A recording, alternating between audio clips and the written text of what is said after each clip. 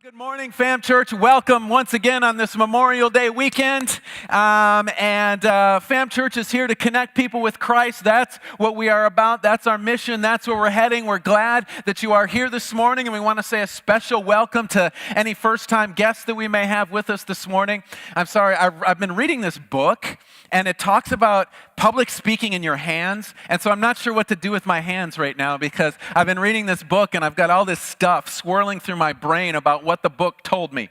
But if you're here for the first time, we want to especially welcome you this morning. If you're in church for the first time or the first time in a long time, we're excited that you're here. If you're walking into the doors of this church and it's the first time you've walked into the doors of the church and you're saying, what on earth am I doing here? I know my sins, I know my temptations, the struggles and the battles that I face, and I don't belong here. Can I say, yes, you do? We face the same struggles and trials and temptations as you do. We are glad that you took a risk to be here with us today. And let me tell you, we are not going to judge you for the things that you're going through, but we're here to walk with you, and we feel like your life will be better because you were with us today. And this morning we are starting a new series. We're starting a series on tragedy, pain, and why bad things happen to people. And it's a question that many people ask. It's a question that people ask God. It's a question that I've been asked multiple times just in my years of ministry by children, by youth, and by adults. And I even recently, the reason that we're doing this message is because I had a couple of adults come to me and say, you know, I'm struggling with this, or somebody I know is struggling with this. And so what do we do about this? And so that's what we are going to be looking at in the coming weeks. I first want to start off by defining what pain and tragedy is, because sometimes we get a little bit confused here in America as to what actually constitutes pain and tragedy. Okay, so if you are someplace and there is no internet access there, that is not pain and tragedy in your life. I have been on many youth trips where the youth pull out their phones and say, I don't have reception and there's no Wi-Fi. Somebody is going to die on this trip. No, nobody's going to die. There was a time before internet. Everyone survived. It's going to be okay. All right? That's what we call a first world problem. Who knows what first world problems are? Anybody? A couple of people. All right, it's problems we have here in the first world. All right, so, or pain and tragedy, it's not that your friend is driving a brand new 2017 latest and greatest sports car and you drive a 1993 Chevy Caprice, okay? That is not pain, suffering, and tragedy. It's not pain, suffering, and tragedy if your best friend has a 90-inch 4K ultra high definition TV and you've got a 20-inch in your living room. I got to tell you, I am jealous whenever I walk into somebody's house and realize they can watch sports on a TV that's the size of a wall in my house. I mean, but that's not pain, tragedy, and hurt, even though our brain tells us that those things are when we are in those situations. And here's what we're going to do this morning. We are going to start off this series, and we are going to be exploring the story. We are going to be exploring the events around something that happened in the Old Testament. It's the story of David and Goliath, and that's what we're going to be looking at through this series. And so if you are familiar with where that story is at, it's in the book of 1 Samuel, chapter 17. You are welcome to turn there. If you don't have a Bible with you this morning, you have no idea where Samuel is at, that's fine. We're going to have it on the screen behind me. But 1 Samuel is the 9th book in the Old Testament, if you would like to turn there. And this chapter starts off with a rivalry. And all of us know something about rivalries, don't we? You know, we've got things in our life that are rivalries. Like, you've got the people in this room who will only drink Coke. And then you've got the people in this room who will only drink Pepsi or maybe Mountain Dew. Okay, so how many Coke drinkers do we have in this room this morning? Are there some Coke drinkers here? All right. How many Pepsi drinkers do we have in this room? You know, this is the first time it's been equal. Usually Coke dusts Pepsi. And I don't, but yeah, we all have a side in that rival. We love our Coke and we don't like Pepsi, or we love our Pepsi and we don't like Coke. There's other rivalries that we are can be engaged with. We may be a part of Florida and Florida State. Do we have that rivalry in the house this morning? Boo! Somebody just hates that rivalry altogether. Is that what that means? But we all have sides that we take in that rivalry. We also have the smartphone rivalry between the iPhone and the Android. If you want a phone that will blow up airplanes and gives viruses to 36 million users, get an Android, okay? That's all I'm going to say about that. But we all have a stance on these rivalries, correct? We all have a position that we take. Well, this morning what we're going to look at is all about the rivalry. It's all about the battle. It's about two nations trying to control one territory, and only one of them can come out a winner. And what's even more interesting about this rivalry when we look at it is that ultimately, really, each one of us is in this story, whether we know it or believe it or not. And so we're going to, like I said, we're going to be in 1 Samuel chapter 17. We're going to be reading verses 1 through 3, and this is what it says there. It says, "Now the Philistines gathered their armies for battle, and they were gathered at Socoh, which belongs to Judah, and encamped between Socoh and Azekah in Ephes Dammim. And Saul and the men of Israel were gathered and encamped in the valley of Elah, and drew up in line of battle against the Philistines. And the Philistines stood on the mountain on one side, and Israel stood on the mountain on the other side, with a valley in between them." So here's the picture of this situation. You've got a hill over here in which the Philistine army is on. Then over here, you have another hill in which the armies of the nation of Israel are standing on that. And I'm sure you're thinking to yourself, what does this have to do with the subject matter that I introduced? What does this have to do with the series? Because just because a battle took place 1,000 years ago, how am I even in this picture? How am I even a part of this? Well, here is what we need to know. The Israelites are God's people. Okay? The hill is the camp of God.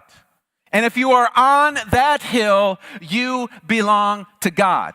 And if we move this into modern day terms, if you are part of the church of Jesus Christ, if you are a follower of Jesus's, you are on God's hill. And how you get on God's hill is by what we call being saved. Being saved is where you've given your life to Jesus and you've allowed him to come in and clean out the sin in your life, okay? And so if that is you, you belong to God, you are standing over here on God's hill. On this other hill, we have the Philistines. And the Philistines were the enemies of Israel.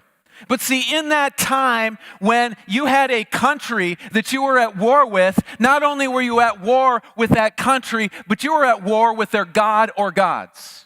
And so not only were the Philistines against the Israelites, but they were at war with the God of the Israelites. And their plan, their desire was to come down off of that mountain, defeat the Israelites, remove their God from its place and position, and put their gods in the place that God stood.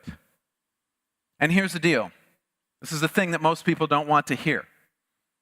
In your life, with each of us, we are either on this hill or we are on this hill. We are on the hill of God or we're on the hill of the enemies of God.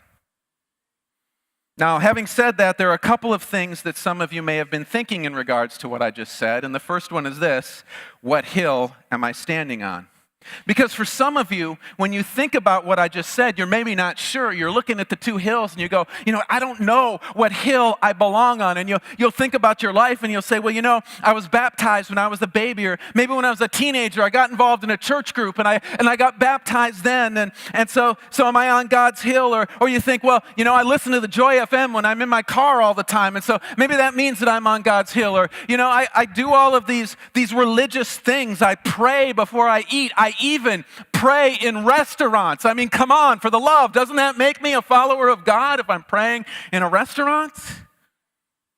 I will tell you that doing all of those things is good. Being here is good. We're glad you're here this morning. But being here does not mean that you are on God's hill.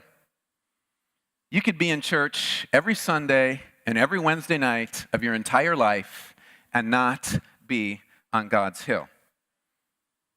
Because the deal is that you can go to these things, you can participate in religious activities and never have it transform your life. See, saying being in church and being in religious activities makes me a follower of God is like saying, because I spend my Sunday mornings and Wednesday nights at McDonald's, I must therefore be a hamburger. Okay? I mean, think about that. Does just being somewhere make you something? No, if you wanted to become a hamburger, what would have to happen to you? Okay, somebody would have to kill you. Okay, that's a good thought in itself. Then they'd have to grind your body up.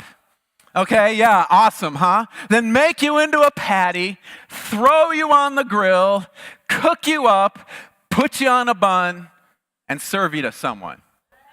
Sound good? I don't know. I was watching a documentary sometime recently where the people had to eat people to survive, but that's something different. All right. So an outside force has to act on us in order to make us a hamburger. Well, that's the deal with following Jesus. In order to become a follower of God's, in order to be on God's hill, something has to happen to us. An outside force, God has to act in and on our lives to change us and transform us, or we never end up on God's hill. The second thing is some of you are thinking is this, okay, well, all right, I hear what you're saying. I might not be on God's hill, but I am definitely not standing on the hill of God's enemies. You know, where I'm at is I'm just kind of, I got a couple of lawn chairs and, I got them stretched out in the valley here. I'm just kind of kicked back. I got me a sweet tea and I got me my earbuds and some my iHeart radio or my iTunes radio, maybe Spotify or something like that. I'm just chilling in the valley. I'm not taking sides in this battle. Well, can I tell you that the valley, no one is there. No one can be in the valley. The valley is a no man's land in this battle where no one journeyed. Why would no one go there? Because they would end up dead. Both sides would think that the person in the valley was doing something, was a traitor, was somebody who was there who didn't belong there, was doing something they weren't supposed to be doing, and so both sides would try and kill that person because they would assume they were up to no good. They would kill them first, ask questions later. The valley is a dead man's zone where no one lives when they go into it. And in life, in the spiritual realm, the same thing is true as well.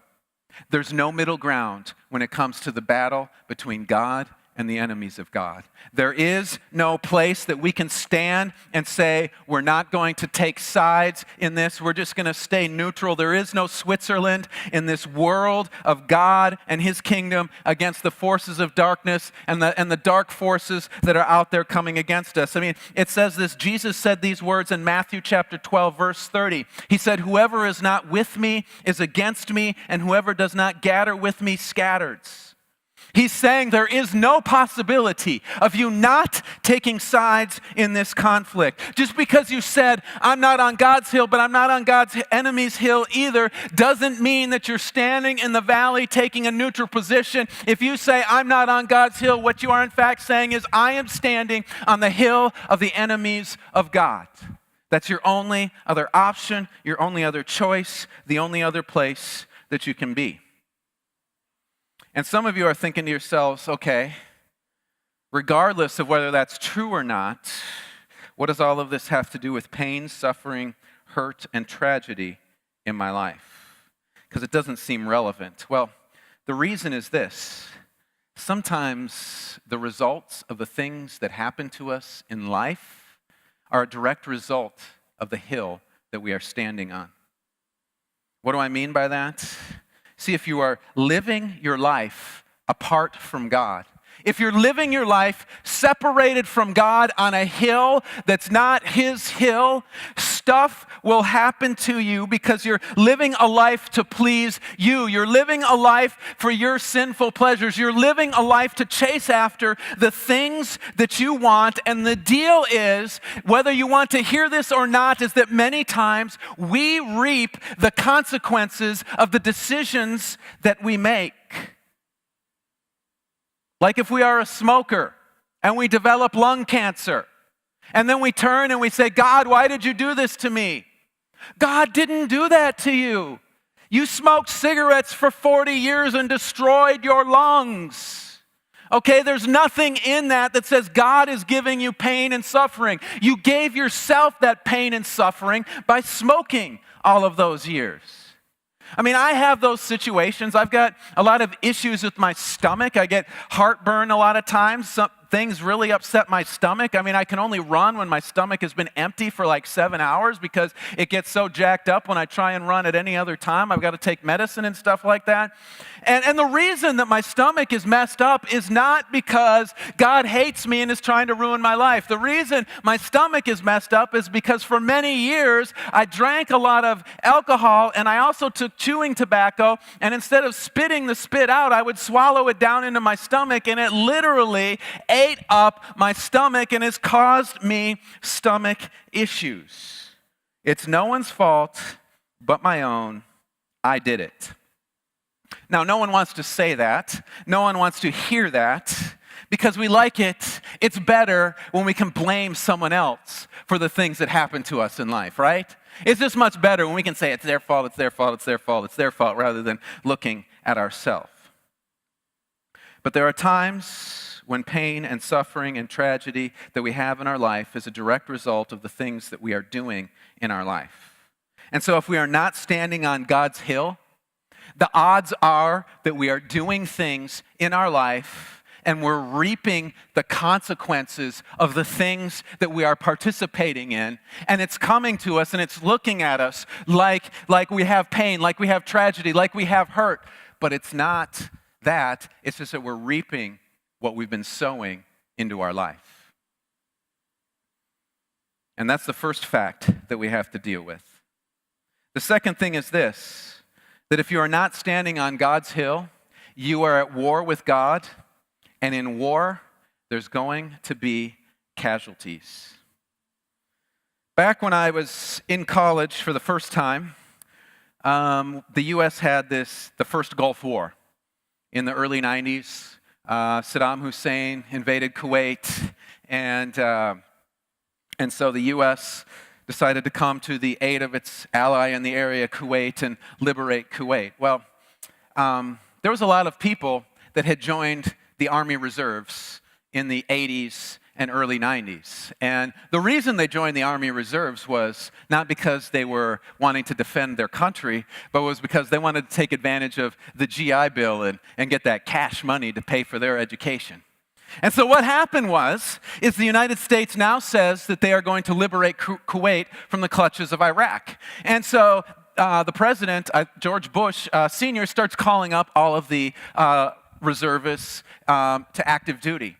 Well, on my college campus, it was a big college. I mean, it had about 60,000 students at the time, and there was a lot of reservists that were going to school there. Suddenly, the reservists were protesting. They were angry. They were like, we can't go off to war. This isn't what we signed up for. Bro, you joined the army. What did you think that was for? But the only reason they thought for sure that they were not going to get called up, they were not going to have to go into duty, they were not going to be in a place where bullets fly. And so suddenly, you had people saying, my conscience does not allow me to go and fight in war. I remember several students at the University of Minnesota where I was at the time, they told their commanding officer, this was back before you could be openly homosexual in the military, they told them that they were gay so that they would get discharged from the military. You had other people saying, you know what they need to do? The president just needs to say, those of us that are in college can just stay there and do our thing. We don't have to go off and fight. You can't do that. Because that discriminates, you know? You're saying, okay, only those who aren't college students, aren't smart enough for college, have to go off and fight and die. But that's what they were calling for. They felt that they should be left alone And the thought never crossed their minds when they joined the reserves that they could end up getting called up for battle. And for many people, because they think that they are in this valley, in this conflict between God and those arrayed against God, they think that they can go into the valley and just hang out there in the conflict. The war is not going to come to them. Well, it's not true. Because there's nobody there in the valley except for dead people. You are on one of the two hills and you think you're not taking sides. And if you are on the hill of the enemies of God, you are seeing attacks. You are seeing stuff coming in. You're seeing bombs. You're seeing missiles. You're seeing guns fired spiritually from God's hill towards your hill. And because of that, whether you think you are or not, you're going to get hit. This thing means that things are going to happen to you because of the hill you are standing on. But the attacks may not come just from the other hill. See, the thing about the hill of the enemies of God is this. The commander of that hill doesn't care if you get hit or not. The commander of that hill, if it's beneficial for him, will take you out in a second. He doesn't care about anyone standing on that hill. He doesn't care about anything else going on other than himself. There's as much fighting and destruction on this hill caused by friendly fire as there is from stuff coming over from the other side. And it brings unnecessary pain and hurt and suffering into people's lives. And the only way to get out of this mess, the only way to get free from all of the pain and suffering that comes from being on the hills of the enemy of God is to cross from that hill over here, from the hill of the enemies of God, and cross over to the hill of God's people. But the deal is you cannot just walk down the hill and walk over and it'll all be done. You'll get shot, you'll die if you try and do that. The only way to cross over is to do what we talked about earlier and to give your life to Jesus. What's that? What does that mean? Well, it's a pretty crazy story, but it all starts a long time ago when sin came into the world. Adam and Eve, they were created by God and they were put in this world, in this perfect place, given one command not to eat the fruit. But instead of Adam and Eve listening to that one command, they decided that this fruit was so worth it that they went and they grabbed this fruit and they ate it and they brought sin into the world. And then not only did that sin come and enter into the world and enter into them, but because it became a part of who they were, that sin got passed down to their descendants and their descendants after them and their descendants after them. And the only way to get rid of it is to have God take us from the hill of the enemies of God over to his hill.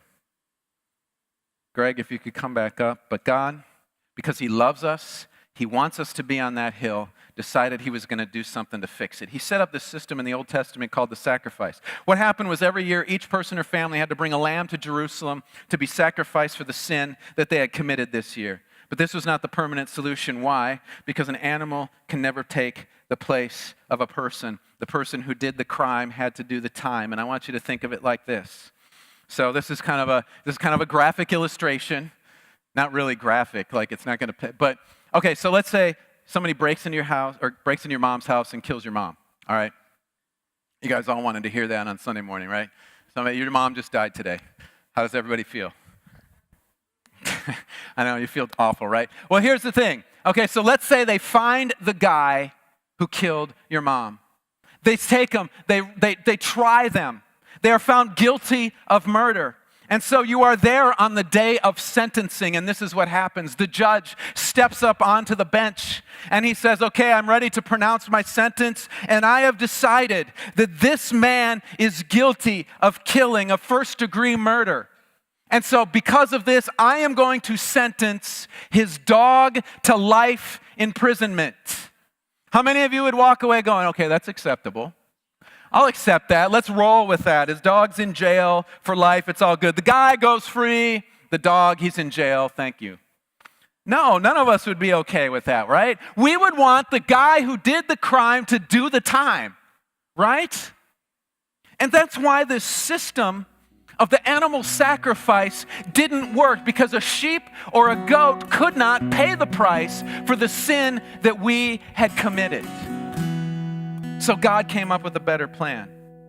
He sent his son Jesus Now, what we need to know about sin is that the penalty for sin is death. We couldn't die for our own sins because that would mess up what God was trying to do here in the first place. He was trying to get back into a relationship with His creation, with the people that He created. And so Jesus came and He paid the penalty for my sin and for your sin so that we could be free from it and move from the hill of the enemies of God and move to the hill of God, God's hill. Jesus was able to die in our place because He lived a perfect life, had no sin in Him that He had to die for. So He was able to die. He was able to pay the price. He was able to pay the penalty for the sin in us.